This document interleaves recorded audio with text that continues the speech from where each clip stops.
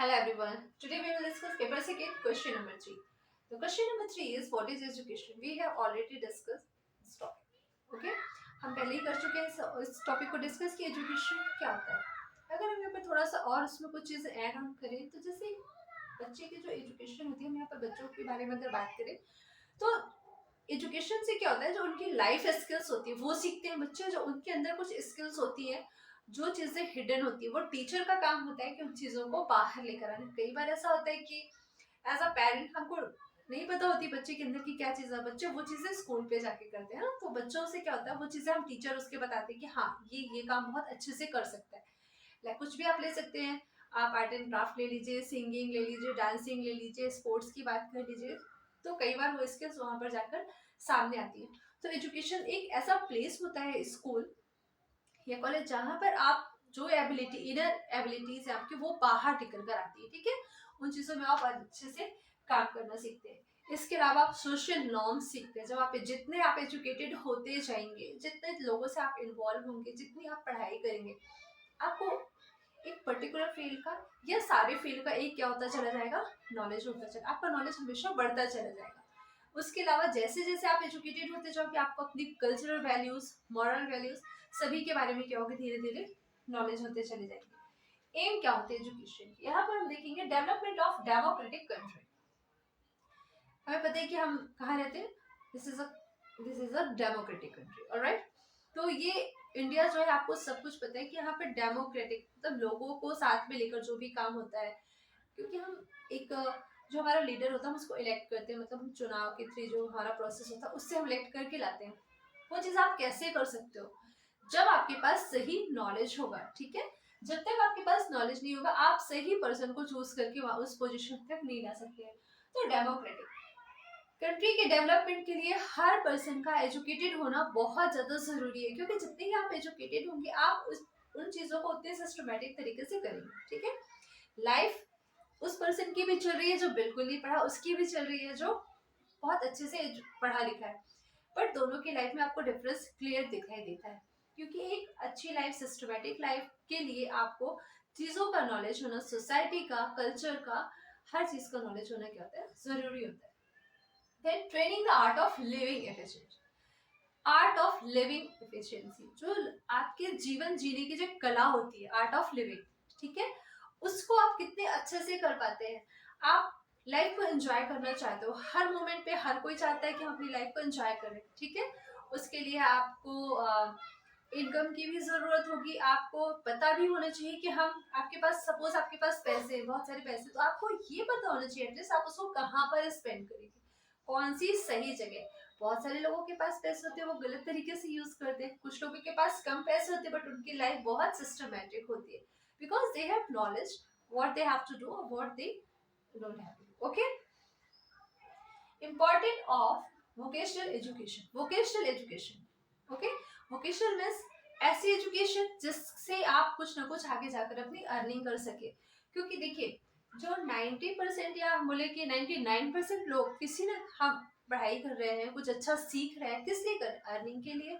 कोई ऐसे ही तो नहीं कर रहा. हम हमारा कुछ ना कुछ हम पर्पस लेके पढ़ाई करते हैं. ठीक है, टीचिंग करें ये हमारे एक अलग चीज हो गई कि हमको टीचिंग में इंटरेस्ट है. बट ऐसा नहीं कि हम सिर्फ इंटरेस्ट की वजह से, कहीं ना कहीं हम उसको अपने सर्वाइवल के लिए भी उस चीज को यूज करते हैं. लोग ट्यूशंस लेते हैं, हम स्कूल में पढ़ाते हैं, कॉलेजेस में पढ़ाते हैं. ये डॉक्टर है, ठीक है, वो एक सोशल वर्कर है, अच्छे से बहुत अच्छे से काम कर रहे हैं, लोगों का ट्रीटमेंट करते देखते. बट उनको भी तो अर्निंग की, उनकी अपनी भी लाइफ है. अपनी लाइफ को अच्छे तरीके से चलाने के लिए उनको अर्निंग की जरूरत होती है, पैसों की जरूरत होगी. तो उसके लिए एक वोकेशनल एजुकेशन. अभी हमारे यहाँ धीरे धीरे ये जो हमारे यहाँ न्यू एजुकेशन पॉलिसी वाली सारी चीजें आई, उसमें कहीं ना कहीं ये हुआ है कि हम एक प्रॉपर स्कूलिंग का जो टाइम होगा वहां से कहीं थोड़ा सा वोकेशनल एजुकेशन देना स्टार्ट करें. क्योंकि जैसे बच्चे स्कूल से निकले तो एटलीस्ट वो अपनी थोड़ी बहुत इनकम ये सब कर सके. Then development of personality.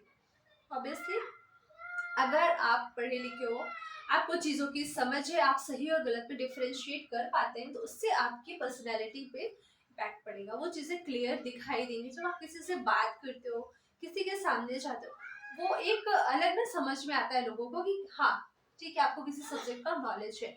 आपको किसी भी सब्जेक्ट का नॉलेज नहीं है और आपसे कोई चीज पूछ लिया तो वो जो आपका आंसर करने का तरीका, अगर आप उस चीज के बारे में नॉलेज है, दोनों में बहुत डिफरेंस होगा, ठीक है। तो आपकी पर्सनैलिटी भी वहां पर क्लियर दिखाई देती है। आप बात करोगे, आप कॉन्फिडेंट हो गए, किसी से भी आप बात करो, आपके अंदर एक कॉन्फिडेंस होगा कि हाँ मैंने ये चीज की हुई है। और अगर वही चीज आपने नहीं की है, आपको नहीं आता है कोई चीज, कोई आपसे सडन पूछ ले कुछ कुछ क्वेश्चन, तो आप उस चीज को नहीं कर पाओगे, या आपको थोड़ा सा हेजिटेशन होगा कि मुझे पता नहीं है। Education for leadership. लीडरशिप, एक अच्छे लीडर के लिए एजुकेटेड होना बहुत जरूरी है। हम सबको क्या होता है कि हम जब पढ़ाई करते हैं, कुछ भी चीज़ें सीखते हैं, तो वो पढ़ाई जो हमारी होती है, जो हमारी एजुकेशन होती है, वो सिर्फ कभी हमारे लिए, अपने लिए नहीं होती है। एक पर्सन जो एजुकेटेड होता है, उसकी एजुकेशन से उसकी पूरी फैमिली इम्पैक्ट पर इम्पैक्ट पड़ता है, ठीक है। क्या आपके जैसे घर में बच्चे होते हैं, वो देखेंगे, वो सीखते हैं चीज़ें, या आप जिस एनवायरमेंट पे जाएंगे वो लोग भी सीखते हैं।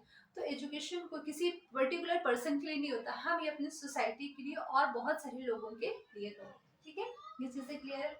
इसके बाद कुछ चीज़ें और होती है कि जो हमारे एनसीएफ आया था, पॉलिसी ऑफ एजुकेशन, तो उसमें क्या क्या चीज़ें ऐड ऑन या की गई।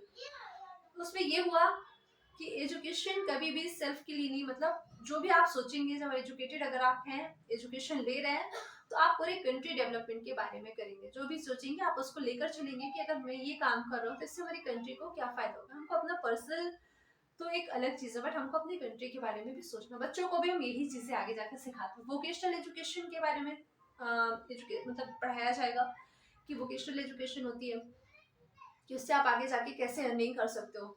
उसके अलावा होते कल्चरल नॉर्म्स होते हैं।